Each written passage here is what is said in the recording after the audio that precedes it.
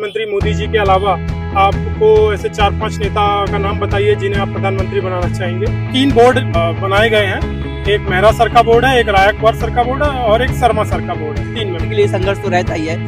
जो खुद के साथ संघर्ष में जीत जाता है वो सफल हो जाता है। बोर्ड रहा है। एग्जाम के पहले में क्या करता था, कम से कम 3 बार रिवीजन 15 मिनट के करीब चला मेरा। मुख्य रूप से सभी आपसे फैक्चुअल क्वेश्चन पूछ रहे थे और मेरे को जहाँ तक लगा कि वो स्ट्रेस टेस्ट ले रहे थे और यदि आप थोड़ा सा भी कुछ गलत बताते थे तो उस पर वो हंसते थे।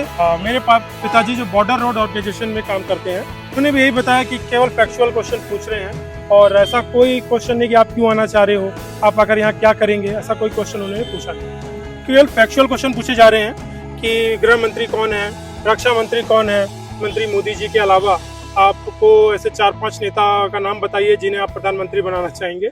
नमस्कार, मैं हूं इंदौरी दीपेन भैया और आज 11 अक्टूबर है सर। अभी जस्ट इंटरव्यू दे के आए हैं तो बहुत सारे कमेंट सेक्शन में मुझे क्वेश्चन पूछ रहे थे कि मेंस से पूछिए, सिनॉप्सिस से पूछिए, प्री के बारे में टिप्स पूछिए। तो वो सारे क्वेश्चन जो आपके मन में है वो मैं अभी सर से पूछूंगा। और इसके साथ ही रूम वाला करके मेरा एक वेंचर है जिसमें स्टूडेंट्स को रूम प्रोवाइड करता हूँ। उसके साथ टेलीग्राम की लिंक मैंने डिस्क्रिप्शन में दी है, आप चेकआउट कर सकते हैं। आइए सर से बात करते हैं। सर आपका शुभ नाम? प्रदीप कुमार चतुर्वेदी। सर आप किस डिस्ट्रिक्ट से बिलोंग करते हैं? मैं भोपाल। आपको कौन सा वोट मिला? मेरा बोर्ड बी था, माननीय रायकवार सर जी का। जी सर आप जैसे ही एंटर किए आपसे पहला क्वेश्चन क्या पूछा गया था? मुझसे उन्होंने पहला क्वेश्चन पूछा कि आइए बैठिए और अपना रोल नंबर बताइए, अपनी डेट ऑफ बर्थ बताइए। सर आपसे जैसे डेप्थ से क्या क्वेश्चन पूछे गए? डेप्थ से तो ऐसा कुछ खास क्वेश्चन उन्होंने पूछा नहीं। जैसे ही मेरा रोल नंबर और डेट ऑफ बर्थ मैंने बताया तो उसके बाद तुरंत ही उन्होंने अलग अलग क्वेश्चन पूछना चालू कर दिया, अलग अलग, जैसे राजनीति से कि यदि प्रधानमंत्री मोदी जी के अलावा आपको ऐसे 4-5 नेता का नाम बताइए जिन्हें आप प्रधानमंत्री बनाना चाहेंगे। सर आपने क्या सजेस्ट किया था? और मैंने कहा सर मुझे 4-5 तो याद नहीं है, पर मैं माननीय श्री नितिन गडकरी जी को अगला प्रधानमंत्री के रूप में देखना चाहूंगा और उन्होंने इसके लिए वेरी गुड भी बोला। सर आपके डेप्थ से क्या क्वेश्चन आए? केवल फैक्चुअल क्वेश्चन पूछे जा रहे हैं कि गृह मंत्री कौन है, रक्षा मंत्री कौन है और संविधान के बारे में थोड़ा बहुत क्वेश्चन पूछा। ना ही जिले के बारे में, ना ही कोई योजनाओं के बारे में, कुछ भी रैंडमली जहाँ पर आप रह रहे हैं उसके थोड़ा बहुत एरियाओं के बारे में पूछा। सर जैसे मैं भी देख रहा हूँ कि बहुत सारे मैंने इंटरव्यूज लिए हैं तो लोग बोल रहे हैं कि बहुत ज्यादा फैक्चुअल क्वेश्चन पूछे जा रहे हैं। इस पर आप क्या कहना चाहेंगे?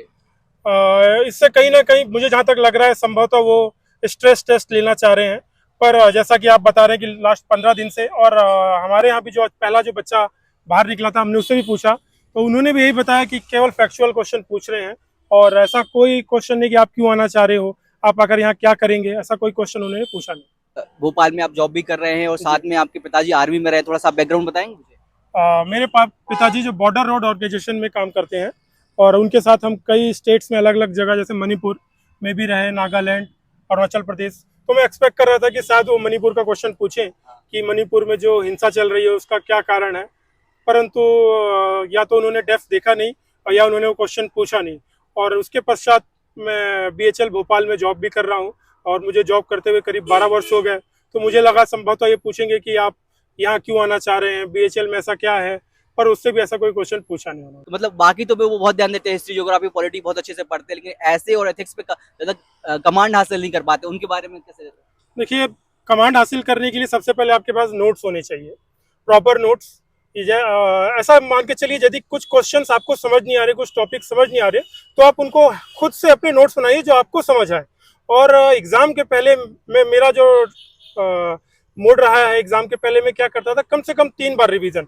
पहला जो रिवीजन आपको हो सकता है 15 दिन लगे, दूसरा रिवीजन हो सकता है आपको 10 दिन लगे, पर जब आप तीसरा रिवीजन करेंगे तो आप 1 या 2 या 3 दिन में उसको कर लेंगे। तो इस तरह यदि आप 3 रिवीजन कर लेते हैं एग्जाम के पहले तो आप अवश्य उसमें सफलता प्राप्त कर लेंगे। सर एथिक्स और साइकोलॉजी को कैसे पढ़ना चाहिए, थोड़ा सा बताएंगे? एथिक्स के लिए तो देखिए, सबसे पहले आप पिछले जो क्वेश्चंस हैं, ईयर के क्वेश्चन 2017-18 उन किस तरह से क्वेश्चन पूछे जा रहे थे और किस टॉपिक से कितने क्वेश्चन पूछे जा रहे थे, ऐसा आप टारगेट करिए। यदि आप रैंडमली उठाएंगे और पढ़ने लग जाएंगे तो आपको समझ नहीं आएगा। तो सबसे पहले आप क्वेश्चन पेपर को देखिए और क्वेश्चन पेपर के बाद आप सारे जो आंसर्स हैं उनको लिखिए, समझिए और याद करके फिर मॉक टेस्ट कीजिए। आर्मी वालों का ऐसा लगातार ट्रांसफर होते रहते हैं, तो स्टडी में, स्टूडेंट्स की स्टडी में मैंने पर्सनली फील किया, जो मेरे फ्रेंड सर्कल में है उनको दिक्कत होती है। वैसे आपके साथ रही होगी तो आपके कैसे? बिल्कुल बिल्कुल, हम 3-3 साल एक जगह रहते थे। यदि आज मणिपुर में है तो हो सकता है कि अगली पोस्टिंग पुणे में हो जाए, आज पुणे में तो हो सकता है अगली पोस्टिंग अरुणाचल प्रदेश में मिल जाए। तो शिक्षा का जो स्तर है अलग अलग होता है हर जगह। जो महाराष्ट्र में यदि शिक्षा का स्तर देखा तो उच्च है, यदि मणिपुर नागालैंड में देखें तो शिक्षा का स्तर निम्न रहता है। तो काफ़ी चुनौतियां रहती हैं और उन चुनौतियों को बहुत ही कम बच्चे होते हैं जो अच्छे से पार पाते हैं। मैं भी उसका भुगतभोगी रहा हूँ और मैंने काफ़ी स्ट्रगल किया।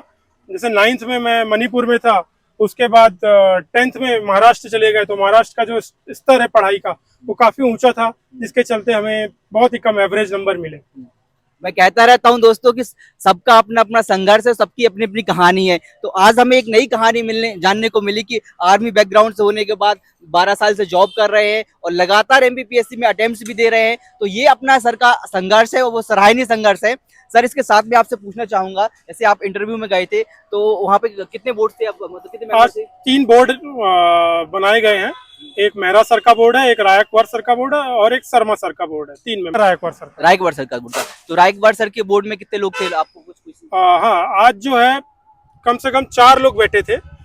एक रायकवार सर जो लीड कर रहे थे और साथ ही साथ 3 सहायक उनके साथ बैठे हुए थे और मुख्य रूप से सभी आपसे फैक्चुअल क्वेश्चन पूछ रहे थे और मेरे को जहाँ तक लगा कि वो स्ट्रेस टेस्ट ले रहे थे और यदि आप थोड़ा सा भी कुछ गलत बताते थे तो उस पर वो हंसते थे और साथ ही साथ आपको भय में लाने की चेष्टा करते थे। तो मैं अगले जो आने वाले एस्पिरेंट हैं उनसे यही कहूँगा कि आप यदि आपसे कोई क्वेश्चन बने नहीं, आप उसमें सॉरी कहिए और अगर आप कोई क्वेश्चन गलत भी बताते हैं और अगर कोई बोर्ड मेंबर हंस रहा है तो आप उसमें डरिए नहीं, अगले क्वेश्चन के लिए आप रेडी होइए। 15 मिनट के करीब चला मेरा इंटरव्यू। ऑलमोस्ट सभी का 15 ही मिनट चल रहा है। जी, सबका 15 मिनट चल रहा है और सभी का यही कहना है कि फैक्चुअली क्वेश्चन पूछे जा रहे हैं, कोई संतुष्ट बाहर नहीं निकल रहा है।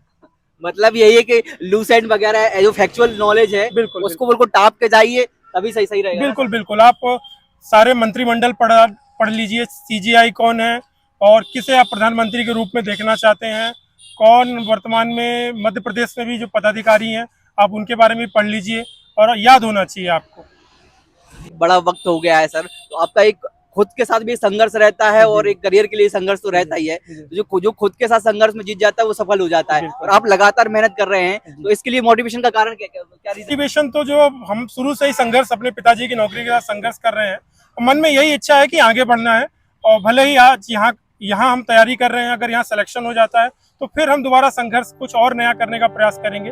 तो मन में बस आप ये इच्छा लेकर चलिए कि हमें कुछ नया बेहतर करना है जिससे हमें सम्मान मिले और संतुष्टि का भाव रहे।